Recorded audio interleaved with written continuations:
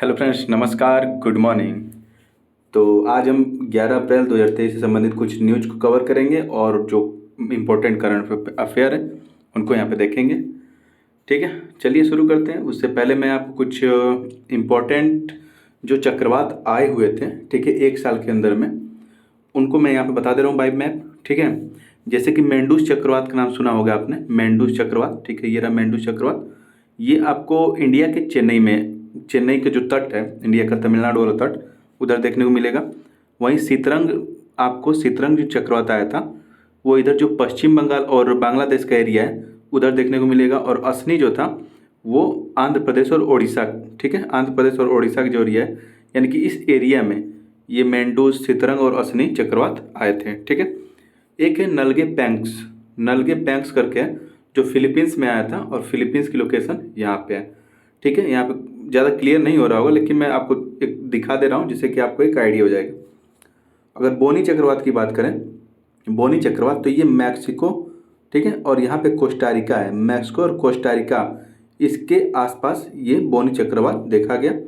और जूलिया चक्रवात की बात करें तो ये जो मैक्सिको हुआ, ठीक है, उसके नीचे अगर आएंगे तो ये मध्य अमेरिका है। ठीक है, मैक्सिको के नीचे ये मध्य अमेरिका है। तो यहाँ पे जूलिया चक्रवात देखा गया।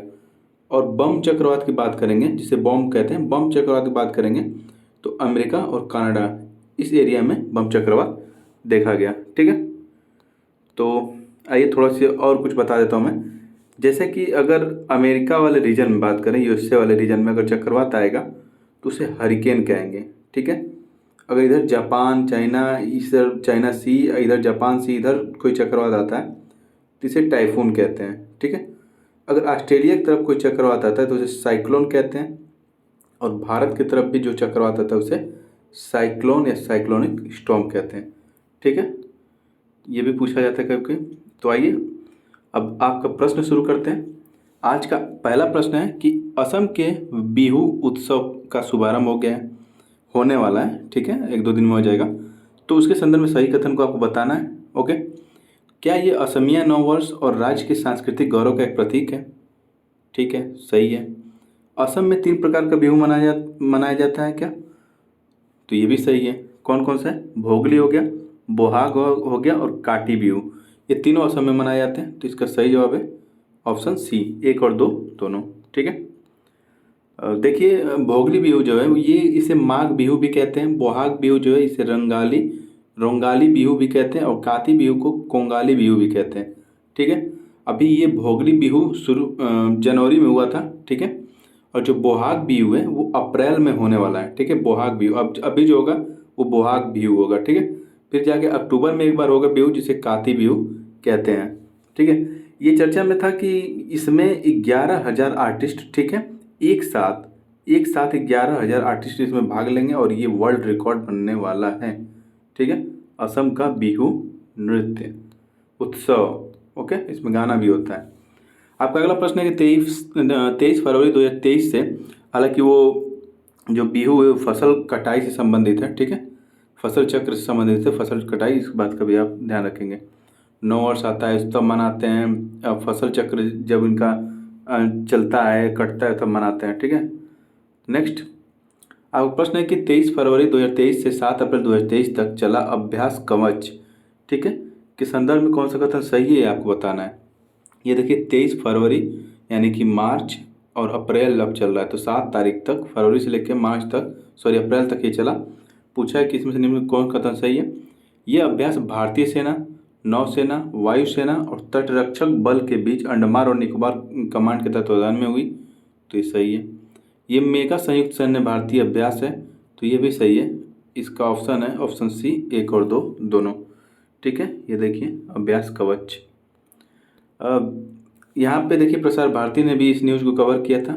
ठीक है, एक्स कवच एक्सरसाइज, और ये 23 अप्रैल से, सॉरी फरवरी से 7 अप्रैल तक हेल्ड किया गया है। ओके, आपका अगला प्रश्न है विश्व होम्योपैथी दिवस कब मनाया जाता है। तो विश्व होम्योपैथी दिवस, ये रहा आपका ऑप्शन, और इसका सही जवाब है 10 अप्रैल को विश्व होम्योपैथी दिवस मनाया जाता है।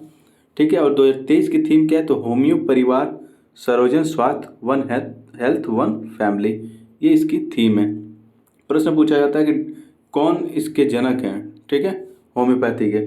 तो doctor Christian Friedrich Samuel Hahnemann, ठीक है, ये इनके जनक हैं होम्योपैथी के। ओके। आपका अगला प्रश्न है कि हाल ही में चर्चा में रही ईदू मिश्मी जनजाति, ठीक है, ईदू मिश्मी जनजाति का संबंध किस राज्य से, ये आपको बताना है। तो ये रहे आपके ऑप्शन, ये रहे ईदू मिश्मी जनजाति।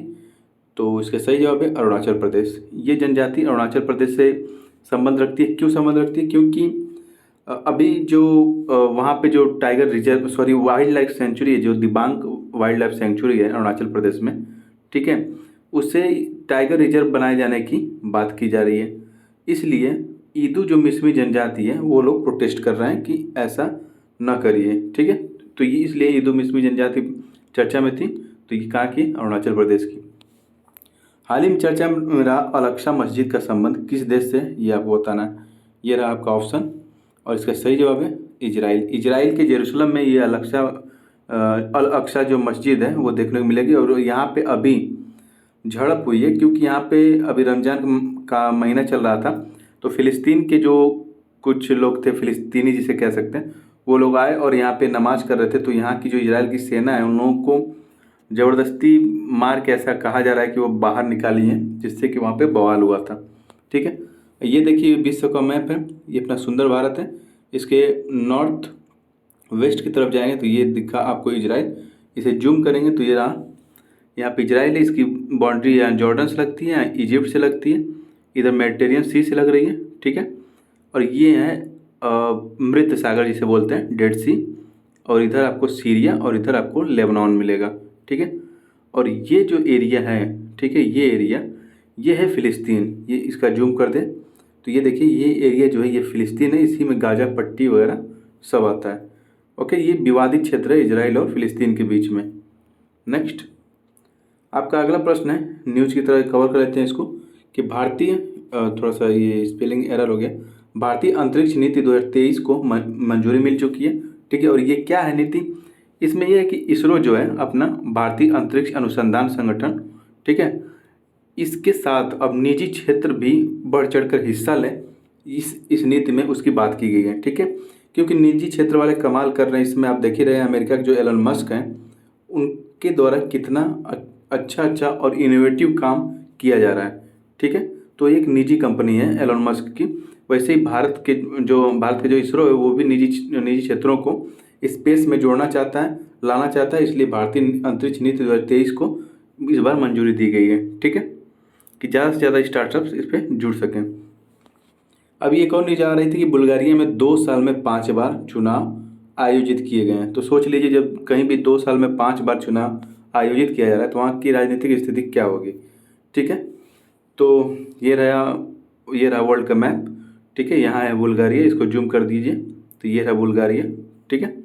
आप मैप में देख सकते हैं रोमानिया से सीमा लग रही है इसकी, मॉन्टेनेग्रो से सीमा लग रही है इसकी, मैसेडोनिया से सीमा लग रही है, ओके, ग्रीस से लग रही है, टर्की से इधर लग रही है, ओके। नेक्स्ट आपका अगला प्रश्न है न्यूज़ फॉर्म में ही, बांदीपुर टाइगर रिजर्व चर्चा में था। कहाँ पे बांदीपुर टाइगर रिजर्व? कर्नाटका में। क्यों चर्चा में था? क्योंकि ये देखिए हमारे प्राइम मिनिस्टर साहब वहाँ पे गए हैं बांदीपुर टाइगर रिजर्व में, वहाँ की यात्रा कर रहे हैं और स्टाइलिश फ़ोटो भी खिंचा रहे हैं। ये देखिए बाघ के साथ। हालांकि वहाँ पे जब गए तो 50 वर्ष पूरे हो गए हैं प्रोजेक्ट टाइगर के। 1973 में जो चालू किया गया था वो Jim Corbett national park Uttarakhand से, ठीक है। पहले वो उत्तर प्रदेश में था, सन 2000 में ये उत्तर प्रदेश से उत्तराखंड अलग हो गया। तो जिम कॉर्बेट नेशनल पार्क इस समय उत्तराखंड में, वहाँ से 1973 में प्रोजेक्ट टाइगर चलाया गया। प्रोजेक्ट टाइगर को आज 2023 में 50 वर्ष पूरे हो गए हैं। तो उस उपलक्ष्य में ये गए थे बांदीपुर टाइगर रिजर्व कर्नाटका में। और ये है कर्नाटका मैप में। एक और क्वेश्चन कवर लेते हैं, फूड कॉन्क्लेव होने वाला है, ठीक है। फूड कॉन्क्लेव होने वाला है इसी महीने में 28 तारीख को, 28 अप्रैल को होने वाला है। कहाँ पे होगा? तेलंगाना के हैदराबाद में होगा फूड कॉन्क्लेव, ठीक है। तो अगला प्रश्न है, इसको भी न्यूज़ की तरह ही कवर कर लेते हैं। अभी राष्ट्रीय किशोर स्वास्थ्य कार्यक्रम चर्चा में था।